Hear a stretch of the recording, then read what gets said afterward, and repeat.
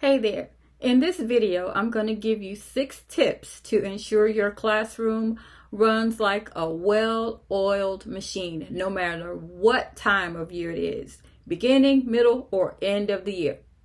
My name is Tony Hardy, and I am your MathWise coach. I help elementary math educators bridge student learning gaps and increase student growth faster without working 24/7. It's all about helping make connections, and the connections that we as educators make and then help these students to make. So here is the first thing that I'm going to talk about, because classroom management is such a huge issue, especially now after COVID. The kids, the social, emotional learning, and all the things that happen when some of them were in younger grades, they didn't get those things, all of those things that make them good classmates and who look after each other and help each other out. Some of the kids didn't get those things. And so classroom management right now is a struggle for many, many teachers. So these strategies are some things that I have worked with over the past 12 years as an instructional coach, helping educators to put them into place so that their classrooms run smoother and they are not going home stressed out at the end of the day. So here's your first tip. My go-to is always to create a social contract with the students. And the reason is because the kids are used to doing their own thing. They go home and respect looks different than it does at school. Some people, parents expect their kids to do more than they would do at school. So they're more strict on them. And you go home, and some kids go home, they have parents who don't have any rules at all. And so respect and rules look different. So when the kids come to school, they have to learn school. They have to learn what is acceptable in the classroom where they are all learning. So it's not just your classroom. It is everyone's classroom where they are learning. They have to feel safe to learn. So the social contract is my very, very first one. It is huge. You want to make it a living and breathing document that you create with the kids, but you also refer to when they are doing the expected behavior or when they aren't doing the expected behavior. That's how you end up holding the students accountable to their actions. We want the kids to think about their actions when they're making those poor choices and change those actions. We don't want the social contract or any consequence to be punitive. We want it to change behaviors so it makes them a good citizen. That's what a social contract to me is all about. So social contracts are huge, and you'll see me, I have a list of notes here because I want to make sure I give you all the good stuff. Second thing that I would do is just make sure that you are working on the mindset and helping them to build confidence in their mathematical abilities. Some of them have never ever been successful in math, but that doesn't mean that they will never ever be. They just happen to be so lucky that they are in your classroom now. And so you will help them to make those connections that they need to make, and really focusing in on perseverance and a lifelong skill that they're going to need, because it is something that's going to get them through the hard times. When you're going to keep trying and you're going to keep going, even though the things that you're going through are hard, you're going to get up and you're going to put one foot in front of the other. Same thing in the math classroom. You're going to keep trying, and I will keep helping you, but I cannot do it for you. So the kids have to do their part in this entire thing. You also want to make sure that you have some engaging strategies. That's number 3. Engagement.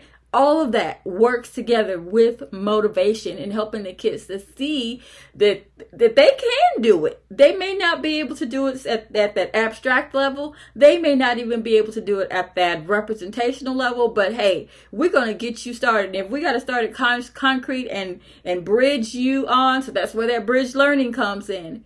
Bridge you on to that representational and then eventually abstract, then that's what we'll do. Just because you can't do it in this form, in this way, does not mean that you are a bad math person. I hate those terms because, hey, kids think that they're either good at math, they're math people, or they're not. It's no such thing. Math is accessible to all students. So this reminds me I have 10 engagement strategies that you can download that will help you to increase the engagement in the classroom and motivates the kids no matter what time of year. Focusing on these things and consistently doing the things will help the kids to get to where they want to be, and it helps you to get them there and to go home less stressed. Okay, just we know it's going to be a stressful job. Teaching is hard, but when you have these strategies and you consistently use them, it makes sense. So go ahead and download those 10 strategies. I only have 6 that I'm giving you here, these 6 tips, but these 10 strategies follow along well with these tips because everything is connected. And you know, that's what I'm about. Connections, connections, connections.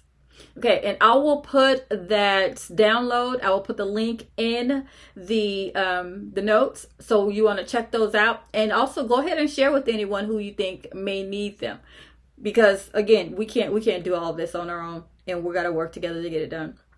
The 4th tip I have for you is to use champs. Champs helps the kids for sure because it sets the expectation with the social contract. So all of these things used together makes a smooth running classroom, because you want with champs champ start is an acronym that stands for C stands for the conversation level, H stands for how you will get help, the A stands for the activity level, the M stands for movement, P is participation. And if they do all of these things with the expectation and with the focus on being successful, S stands for success. That's what we want for the students.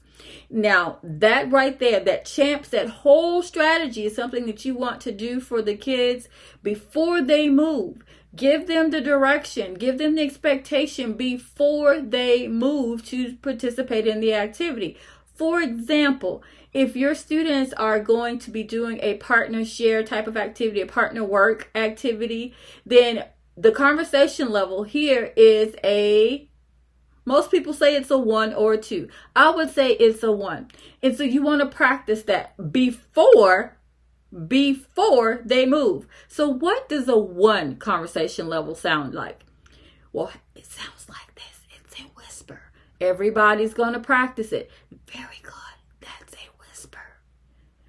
So then they understand what your expectation is of a whisper. And you want to do this for every time that you change a voice level. So H means that you're going to ask a partner before you come and ask me. That's how you're going to get help. The activity is that you are going to be working together in pairs. You should not be talking to other people because, again, your voice level is a 1. It sounds like this. You are going to be working together with your partner. M, movement. There shouldn't be any movement. The movement is you working with your partner and talking and discussing with your partner. You should not be moving to another seat. And the P, the participation, you will be working through these scenarios where you're going to be talking about fractions. Got to be something on fractions. Y'all know I love fractions. You're going to be talking about this scenario that involves fractions and thinking about how you use fractions every day in the real world. That is your activity. That is your participation. That's what all of it looks like. If you do these things, then you will have a successful activity, and we will get as much as we need to get done in this class period. It's going to be awesome. Right? Anyone have any questions? And then you roll it. The important thing is making sure that you practice. If they do not do what you're expecting them to do, and this is number 5. If they do not do what you're expecting them to do, guess what? We're going to practice it. Just like you would practice if they were coming in noisy, you'd take them back outside and practice what the expectation looks like. You'd also practice in the classroom. If they are in their groups and they have the voice levels come up, say, okay, everybody, I need you to come back down to a voice level 0 or whatever your attention getter is. Get their attention. You're at a voice level 0. Okay, so your voice level is a 1. So I want to practice that again just so that you understand the expectation and what success looks like for this activity. So everybody practices it again. And so now, this is your first warning. Your voice level creeped up and it was at about a 2. but your voice level's at a 1. Everybody, show me what your voice level is supposed to be. Everybody's finger should be up and it should be at a 1. Turn to your partner and tell that person what your voice level is supposed to be. That person says, we are at a 1. A 1. So now everybody knows because they've modeled it and you see that they know. So when they come back up, this is your first one. And when we come back up the next time, we're going to be at a voice level 0 for a minute because we want to make sure that you understand. We want you to think about this because we are working together so that we learn from each other. And if you are too loud and you can't, and others can't think, then you are not learning. That is the purpose of the practice. And so the kids need to know that. And then number 6 is, above all, have fun. Walk around the classroom, listen to conversations so that you are using that data to figure out what the kids need, what they don't need. What are some things that you may not need to spend a lot of time on, or maybe some things that you need to pull in more real life conversations and more real life situations in. Have fun and let them see your enthusiasm for the content, and they will also be happy to do the work for you. Now, does this work for every single kid? No, you'll have your outliers. But for the bulk of your students, this is a strategy. These tips work for your kids. So don't forget, if you have not downloaded those connections, those 10 engagement strategies that work together with all of these tips that I've given you, you want to get those now. Your classroom will be a well-oiled machine no matter what time in the year it is. Especially now, at the end of the year, you want to make sure that you are practicing and you are setting that expectation. I know it's tiring, but you have it. I'll see you later. Bye.